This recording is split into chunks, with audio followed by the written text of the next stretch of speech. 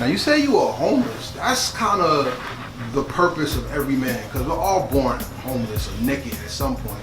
But to go at it as an adult, when you see people have and you know that you're worth it, what did homelessness give you that fed your microphone and made you a better MC than somebody who just raps? It gave me my drive, and music really, I feel like music saved my life, because at one point I ain't gonna lie, I wanted to kill myself. Like, I ain't had no money, me in the shelter with my son.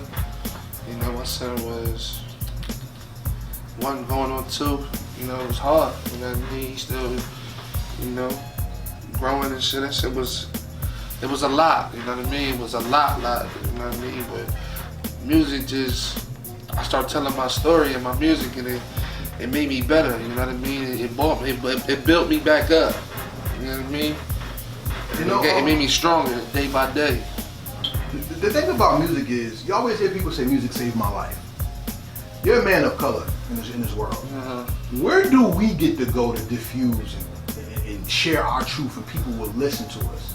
It's not many places, and hip hop is that place. That music is what really matters. And I mean, I'm gonna tell you, there was a song that changed my perspective of life. Like, I love hip hop, so I can tell you like songs for years, you know?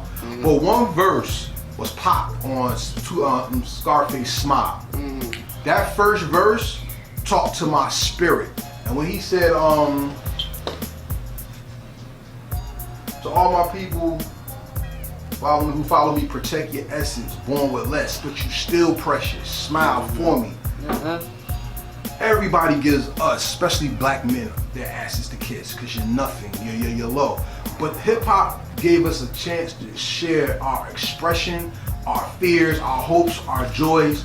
What is the song that you wrote that made somebody come to you and be like, yo, that was the one right there, you changed my life? Like, what was that like? To be honest, I ain't even gonna lie, ain't nobody ever say that yet to me. But people have come to me and said, I love your music, and your music do get me by. They never said it was a specific song, but they can feel my lyrics, you know what I mean?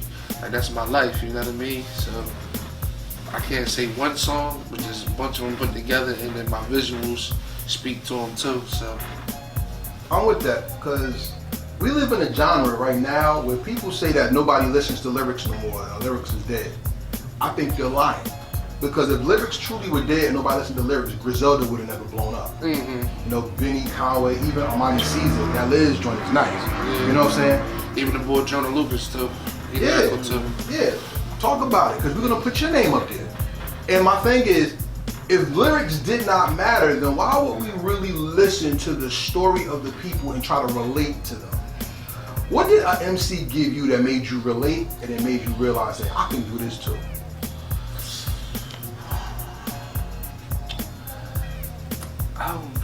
It wasn't nobody that really inspired me. Like, growing up, I listened to Jay-Z, Jadakiss, The Lox, Dipset, 50 Cent, you know what I mean?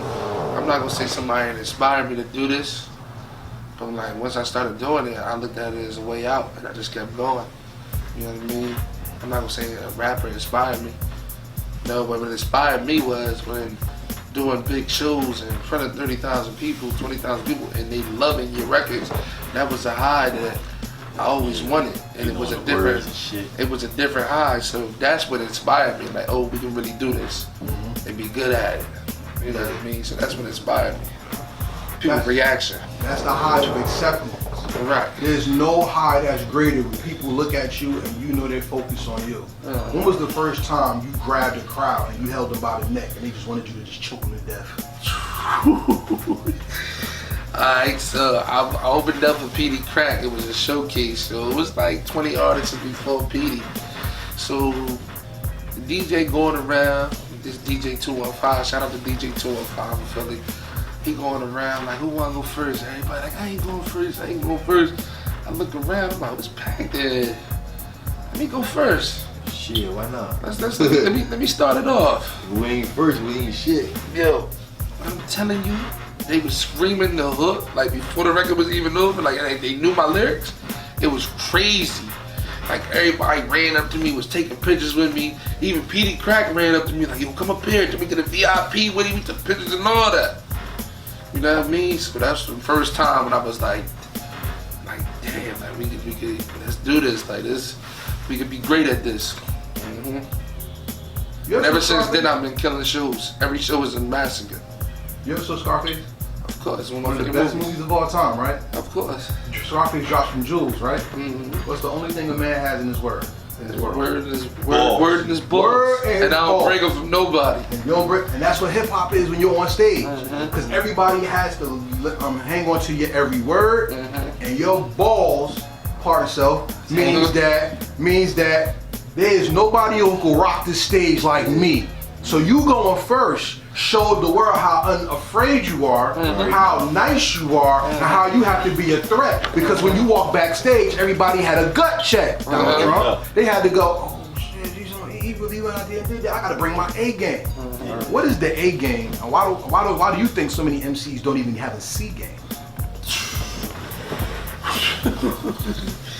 The A game is when you got the game under control, like, and you well-rounded, like you got the image, you got the lyrics, you got the concepts, you got substance. Substance is very important. That's why they sick, they ain't got no substance. They talking about a bunch of shit that don't even matter. That's why they sick. And like everything is well-rounded. People just think like, versatility, everything, like people just think like, oh, I'm gonna just go in the booth, we gonna blow up. Nah, you gotta be able to get out there and grind. You gotta be able to do everything, like everything matters. It's a whole, all around the board, you gotta be well-rounded. So let's talk about one of my favorite videos that you did with you in the suit rhyming. What video was that? That was Not Your Average. I shot that in Little Italy. That's right. In the Bronx. And when you said the look, what is the look of a man in a suit, and why is that so powerful? I don't know, I feel like that's a man in the cleanest form. Cleanest form? Like cleanest form, that's my opinion, you know what I mean? Like clean cut, real clean. It's just something, like it's just a feeling you get when you wearing a suit and it's brand new and it's a different feeling. No disrespect to any men in the game. That's why I don't wear jeans. Because jeans was always seen as that's the poor man's slave outfit. So when like the Chinamen came here to build the railroads, they had them all in Levi's. Levi's made a killing off the prison industrial system. Even in the city, they give us denim jeans because it's cheap. And now they want to charge you $5 million for a pair of jeans, but the uniform of it is, are you regular? See, the uniform of an MC has to change. So when you wearing a suit in one of your videos, you cracked the code and you didn't even know it. The code is, I'm not one of these dudes out here. Right. I'm somebody different. You caught that. I'm not your average. Exactly. That's why I did it. Exactly. You caught it. So then why that went over a lot of people is. So why do you think so many people don't stand out? Why do you think so many people just want to be a part of the herd and get picked off by every wolf that chases the cattle? Cause they scared. They scared to stand out. They scared to be the shining star. I'm not scared. I wanted to be a star as a kid. Michael Jackson was my favorite artist of all time. I used to be in the living room dancing. I used to put tape under my church shoes, doing moonwalking and spinning like I wanted to be him. You know what I mean? Yeah. I wanted to be a star since a kid. I wanted to be somebody that everybody look up to, people love. You know what I mean? So I always wanted the moment. I live for the moment. So what's the biggest moment that has come to you so far being the MC? Doing that interview on 105.1. Like really seeing that Breakfast Club, being in the room of the Breakfast Club, it was like, whoa, I was kind of starstruck, and I ain't gonna hold you. And I done met a lot of celebrities, did a lot of big shows, but that was it. Like being in that room, it was different. But you belong there. I belonged there, but it was still like, whoa. It still was like, oh, were the lights too bright, or was the awe of being there big? I think it was the awe of being there, like, ooh, this where Soulja Boy was like, oh, I'll be grand, man. Put some respect on my name, you know what I mean? It was just like, that's like big. So that was like, ooh, that was big to me. But the fact of the matter is, as an artist, the most important thing that you want, like you said, is the experience and the exposure.